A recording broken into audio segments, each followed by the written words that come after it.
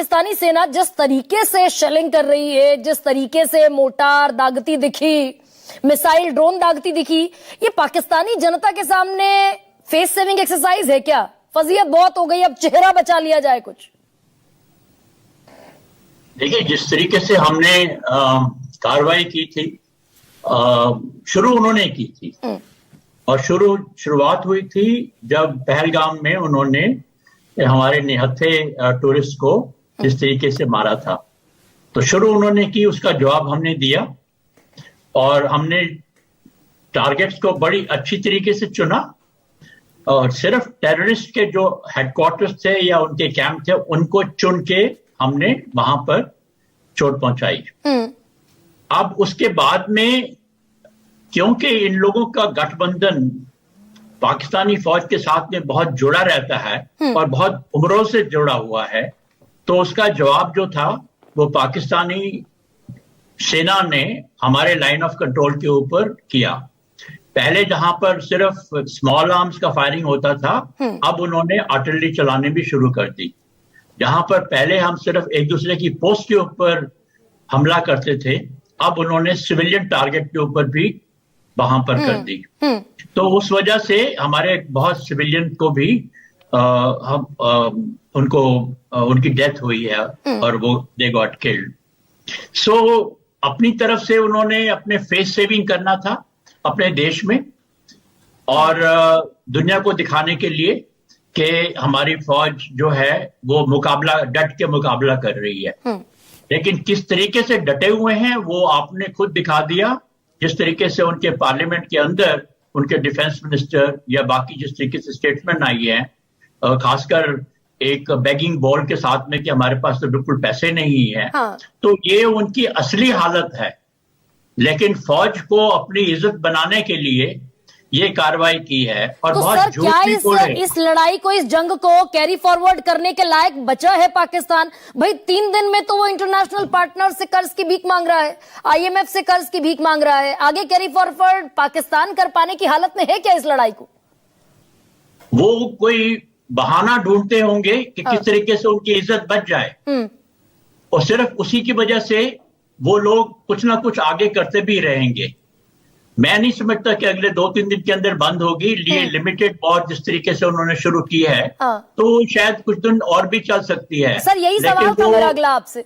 लेकिन ये जो है 2 तरीके से खत्म होगी, या तो उनके पास पूरा एम्युनिशन खत्म हो जाएगा और या फिर जो बड़ी बात है कोई बहाना उनको मिल जाएगा कि हमने किसी तरीके से समझौता कर दिया है और उनको किसी तरीके से कोई बराबरी का मुकाबला, बराबरी की हालत में आ गए हैं। ये कैसा, ये जो आप सर कह रहे हैं, ये कौन सा मौका हो सकता है पाकिस्तान के पास? वर्ल्ड फोरम पर पाकिस्तान एक्सपोज्ड है पूरी तरीके से। सफात, जिस शब्द का मैं बार बार जिक्र कर रही हूं, सफात की भीख मांगता दिख रहा है। तो कौन सा वो मौका हो सकता है आपके एक्सपीरियंस से, अगर आप हमें बता सकें?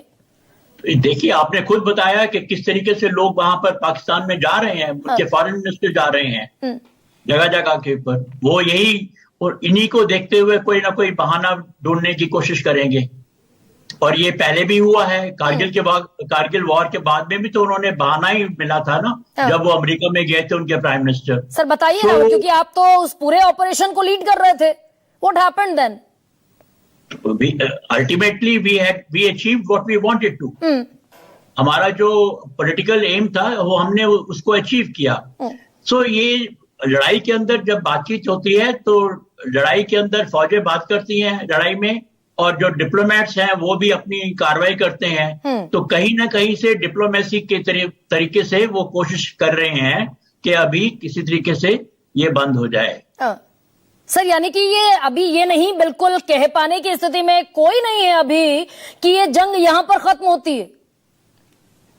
हाँ, अभी कोई भी नहीं कह सकता है। तो अगले 24 घंटे सर क्या एक्सपेक्ट करें पाकिस्तान से? फिर गोलाबारी तो चल ही रही है। हाँ।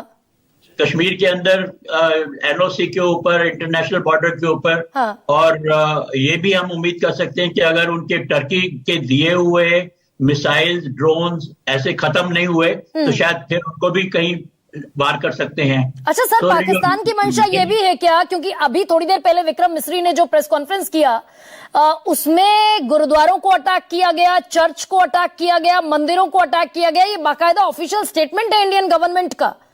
तो पाकिस्तान ने जो पहलगाम में किया वही एक कोशिश यहां करने की भी कोशिश है क्या? देखिए, धार्मिक युद्ध बना दिया जाए इसे? नहीं, हमारी फौज का इथॉस और पाकिस्तानी फौज का जो इथॉस है, वैल्यू सिस्टम है, वो बहुत फर्क है।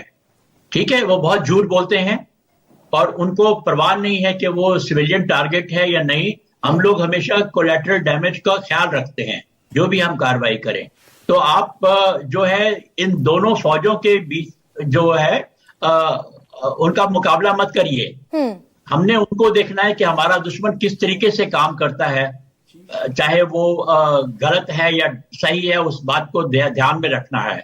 और गलत बातें कर रहे हैं, करते रहे हैं, तो हम हमेशा ही उस बात का ख्याल रखेंगे। सर, मैं अगर अपने दर्शकों के लिए आपके अनुभव से समझना चाहूं कि आज जितनी मीटिंग्स हुई, including home minister, defence minister, अभी प्रधानमंत्री के साथ मीटिंग्स चल रही है, भारत क्या इनिशिएट करेगा या फिर रिटेलिएट ही करेगा, इंतजार करेगा पाकिस्तान की कार्रवाई का?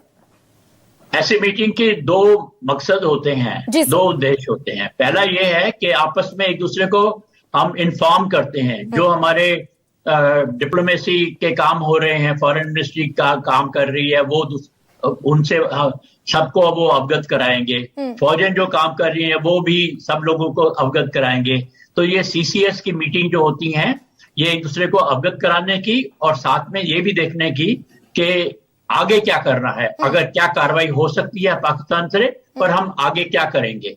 तो मेरे विचार में ये है कि अवगत तो करा दिया होगा, उसके साथ में ये भी सोच रहे होंगे कि अभी तक जो हमने लड़ाई ली है वो अच्छी हुई है, लेकिन आगे अगर कोई कदम उठाएगा तो क्या करना है, उसके बारे में उन्होंने विचार किया होगा और उसी तरीके से अपनी फौजों को जहां यहां पर वे हैं उनको तैयार किया होगा। सर, मैं एक और आखिरी सवाल आपसे ये पूछ रही हूं कि कल 500 से ज्यादा ड्रोन और मिसाइल अटैक हुए भारत के अलग अलग शहरों पर।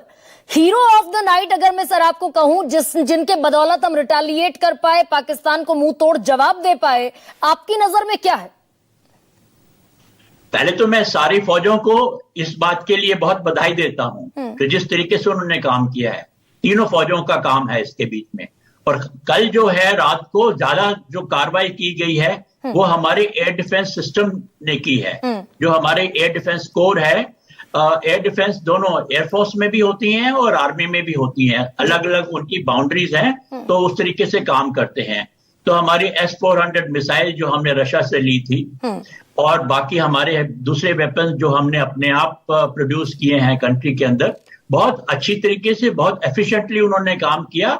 और जिस तरीके से उनकी एफिशिएंसी हमको नजर आई है, उससे हमको बहुत और भी कॉन्फिडेंस मिलता है। और मैं इसके लिए बधाई देना चाहता हूं, खासकर अपने एयर डिफेंस लोगों को जो एयरफोर्स के अंदर हैं और आर्मी के अंदर हैं। इसके साथ साथ हथियारों के साथ साथ हमारे रेडार्स भी इसमें काम करते हैं, वो भी साथ में जुड़े होते हैं। तो उन्होंने भी बहुत अच्छा काम किया ताकि कोई हमको नुकसान नहीं पहुंचे। सर, पाकिस्तान को एस्टिमेटेड कितना नुकसान कल के रिटेलिएशन में, भारत ने जो मुंहतोड़ जवाब दिया, कितना नुकसान पाकिस्तान को आंक रहे हैं आप? आज देखा होगा आपने, जिससे भी, चाहे उनके मिनिस्टर हैं या बाकी लोग हैं, उनके सारे चेहरे उतरे हुए थे। तो इसमें कोई शक नहीं है कि उनके मोराल के ऊपर बहुत ज्यादा असर पड़ा होगा इस बात का, और उन्होंने मोराल के ऊपर पड़ा होगा और हमारे मोराल के ऊपर हमारा भी पड़ा है। हमारा मोराल ऊंचा हुआ है और उनका मोराल नीचा हुआ है। और जिस तरीके से हमारी कार्रवाई की है उसमें थोड़ा और उनको होश आ जाएगा कि आगे अगर हमने एस्केलेट किया तो उसमें हमको और भी चोट लग सकती है। सर, ये संभलेगा पाकिस्तान? आप जैसे कह रहे हैं कि होश आएगा, समझ पाकिस्तान को आना शुरू होगा, ये आएगा या फिर पुराना ढर्रा पाकिस्तान का जारी रहेगा? इसके लिए आप पाकिस्तान में पाकिस्तान का एक हिस्सा फौज है, बड़ा हिस्सा, और दूसरा है बाकी उनकी पब्लिक और लीडरशिप। सो जो फौज है इस वक्त उसकी इमेज जो है बहुत खराब हो चुकी है। तो अपनी इमेज के लिए उनको कुछ ना कुछ करना पड़ेगा। इस वक्त उनकी जो इमेज है वो बुरी तरीके से चल रही है। वो बलूचिस्तान में कंट्रोल नहीं कर पा रहे, केपीके में कंट्रोल नहीं कर रहे, इमरान की बात नहीं सुनने को तैयार है, बल्कि जो ज्यादा उनका पॉपुलर लीडर है। और उनकी जो कार्रवाई जो भी की है उसमें वो फेल हो चुके हैं। तो अपनी जान बचाने के लिए, अपनी इमेज को थोड़ा दिखाने के लिए शायद वो कुछ और भी कर सकते हैं। उसके लिए हमें तैयार रहना चाहिए।